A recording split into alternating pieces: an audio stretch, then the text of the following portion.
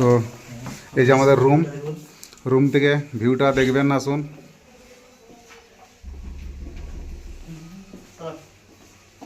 Double বেডের room নিয়েছি আমরা এটা।